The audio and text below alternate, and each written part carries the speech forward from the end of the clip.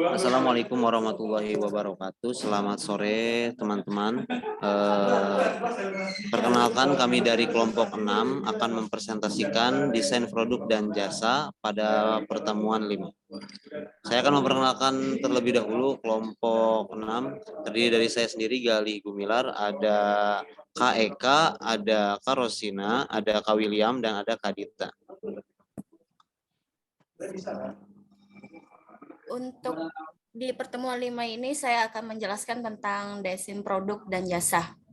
Awal permasalahan bisnis, sebelum memasuki usaha sederetan pertanyaan, sebaiknya diajukan kepada diri sendiri untuk mengungkapkan berbagai informasi.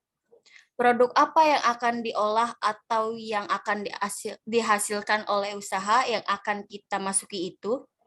Perhitungan-perhitungan yang cermat dan rasional, di mana sebab akibatnya jelas harus dilakukan dalam memasuki usaha apapun. Selanjutnya ada definisi produk, 2 pemahaman tentang istilah produk. Ahli manajemen operasi melihatnya dari sisi penciptaan nilai tambahan, input, proses, dan output. Produk yang berarti hasil. Disesuai dengan artinya merupakan hasil dari kegiatan suatu sistem. Bisa berwujud tangible dan tidak berwujud intangible. Yang berwujud disebut barang, sedangkan yang tidak berwujud disebut jasa. Ahli pemasaran melihatnya dari sisi pasar. Produk adalah sesuatu yang bisa ditawarkan kepada pasar untuk perhatian, perolehan, pemakaian, atau untuk konsumsi yang mungkin bisa memuaskan kebutuhan dan keinginan konsumen. Produk adalah segala sesuatu yang diciptakan oleh manusia atau oleh alam, ditawarkan untuk dimiliki, untuk digunakan, untuk dibaca, untuk dilihat, untuk dialami, atau untuk diolah kembali. Selanjutnya ada perancang produk. Untuk tujuan usaha, dalam kurung survival, profitability, growth, pertanyaan yang harus dijawab adalah 1.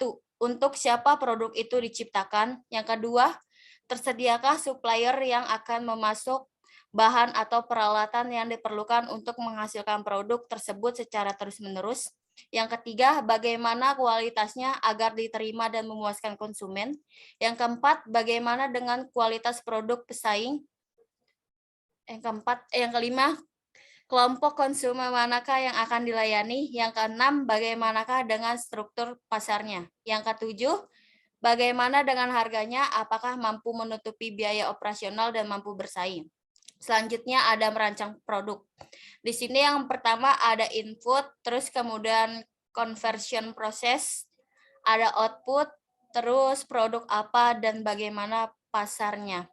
Selanjutnya, manfaat merancang produk. 1. Untuk memenuhi kebutuhan dan keinginan konsumen. Yang kedua, untuk spesifikasi kandungan bahan dan bentuk produk. Yang ketiga, menentukan jumlah bahan-bahan yang diperlukan, cara-cara pengelolaannya. Yang keempat, mencari cara-cara terbaik dalam mengelola produk sehingga dapat meminimalkan biaya. Yang kelima, menghindari kegagalan dalam pemakaian bahan dan pengolahannya. Yang keenam, melihat ketersediaan bahan-bahan di pihak supplier, apakah tersedia setiap saat atau sangat terbatas. Yang ketujuh, sebagai alat koordinasi antar bagian. Yang kedelapan, menentukan daya saing produk. Selanjutnya, ada produk yang baik merupakan kunci keberhasilan. Sebuah strategi produk yang efektif menghubungkan keputusan produk dengan investasi, pangsa pasar, siklus hidup produk, dan menggambarkan luasnya suatu lini produk. Tujuannya adalah untuk mengembangkan dan menerapkan strategi produk yang dapat memenuhi permintaan pasar dengan keunggulan bersaing. Selanjutnya akan dibacakan oleh William. Selanjutnya itu ada analisis SWOT. Analisis SWOT atau strength, weakness, atau opportunity dan threat adalah analisis lingkungan baik, lingkungan luar, maupun lingkungan dalam perusahaan. Analisis lingkungan luar menemukan peluang-peluang dan melihat hambatan-hambatan atau ancaman yang timbul. Analisis lingkungan dalam melihat kekuatan dan kelemahan perusahaan. Analisis SWOT yaitu pada posisi key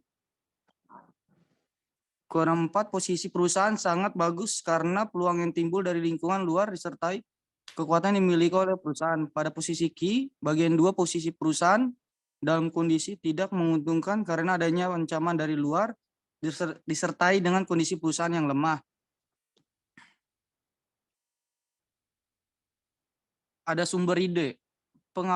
Pengamatan sehari-hari dalam kehidupan seperti dalam perubahan sosial, sociological, and demographic change bisa menimbulkan peluang. Dalam melakukan pengalaman untuk memasuki usaha harus memperlihatkan beberapa hal, yakni yang pertama itu perubahan ekonomi, perubahan kondisi sosial, yang ketiga itu perubahan teknologi, dan yang keempat perubahan politik dan perubahan kondisi lainnya.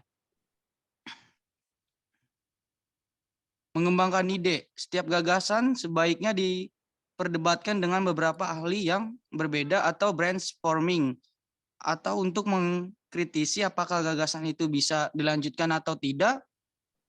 Brainstorming adalah sebuah teknik di mana kelompok orang yang berbeda saling berbagi ide pada topik tertentu tanpa mengkritik. Tujuannya adalah untuk membangkitkan diskusi terbuka yang menghasilkan ide kreatif tentang produk. Dan selanjutnya akan dibacakan kepada Galih.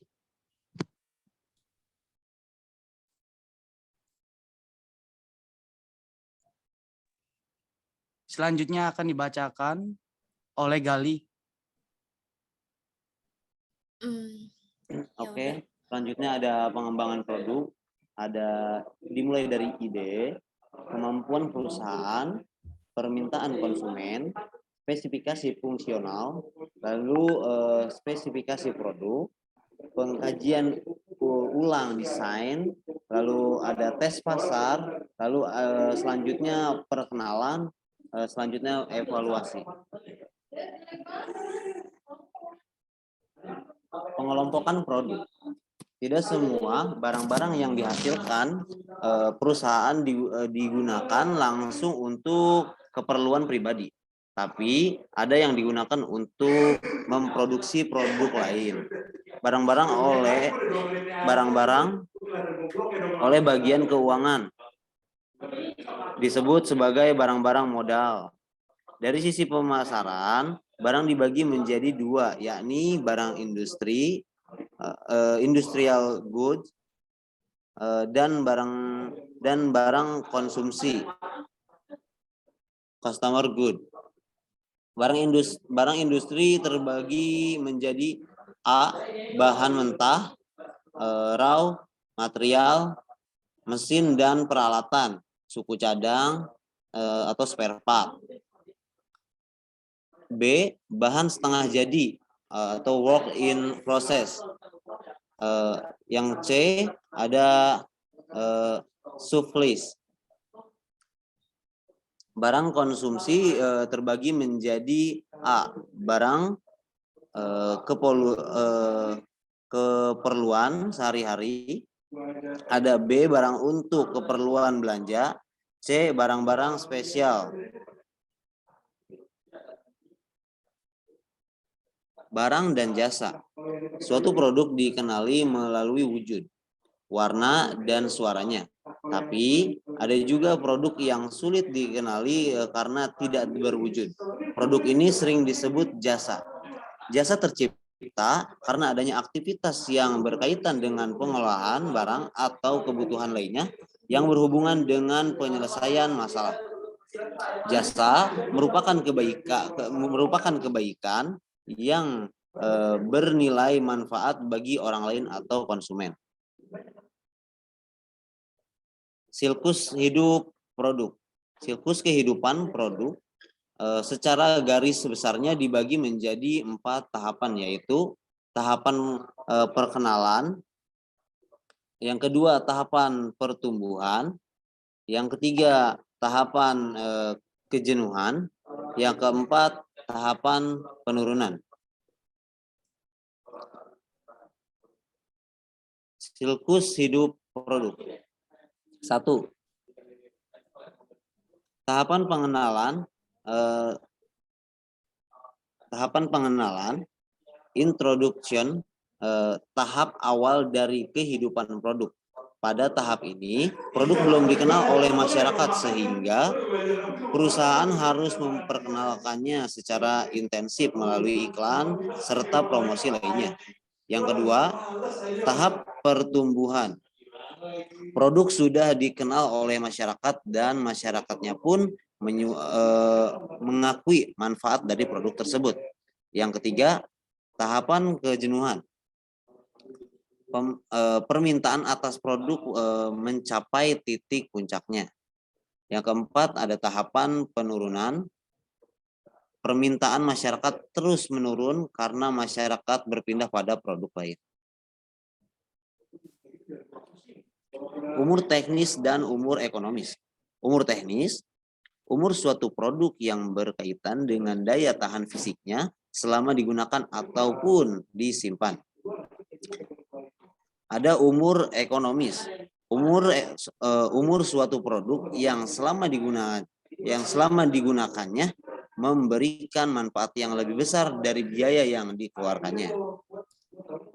Oke. Selanjutnya ada teknik perancang produk. Yang pertama ada robust design. Produk didesain sedemikian rupa sehingga sedikit variasi pada produk atau perakitan tidak berdampak banyak pada produk. Yang kedua ada modular design. Produk yang didesain dalam komponen yang terbagi-bagi atau komponen sebuah produk dibagi menjadi komponen yang dengan mudah dapat ditukar atau digantikan. Yang ketiga ada computer aided design atau CAD. Penggunaan komputer untuk merancang mengembangkan produk secara interaktif dan menyiapkan dokumentasi teknis.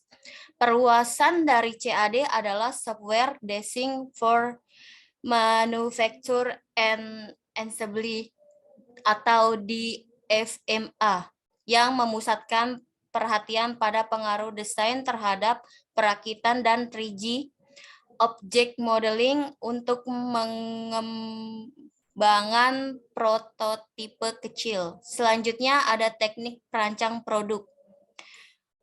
Yang keempat, computer aided manufacturing atau CAM. Penggunaan program komputer khusus untuk memandu dan mengendalikan peralatan produksi. Saat informasi CAD diterjemahkan menjadi perintah untuk CAM. Hasil kedua teknologi ini disebut CAD atau CAM. 5. Teknologi virtual reality. Bentuk komunikasi secara tampilan di mana gambar menggantikan kenyataan dan biasanya pengguna dapat menanggapi secara interaktif.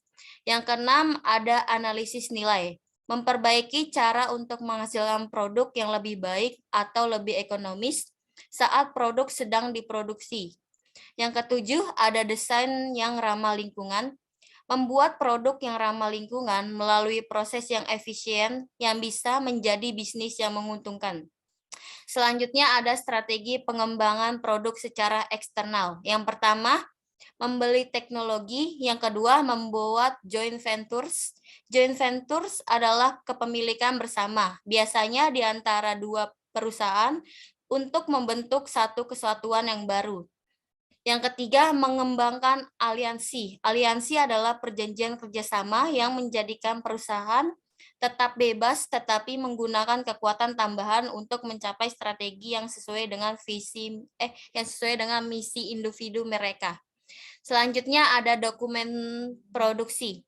Yang pertama ada work order, merupakan instruksi untuk membuat sejumlah produk tertentu, biasanya untuk jadwal tertentu. Yang kedua ada route sheet, mendata operasi atau termasuk perakitan dan pengecekan yang dibutuhkan untuk memproduksi komponen dengan bahan yang dirinci dalam bill of material.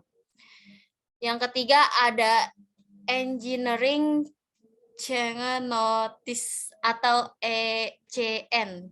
Pengubahan beberapa aspek definisi produk atau dokumentasi seperti gambar, teknik, atau bill of material. Yang keempat ada assembly drawing.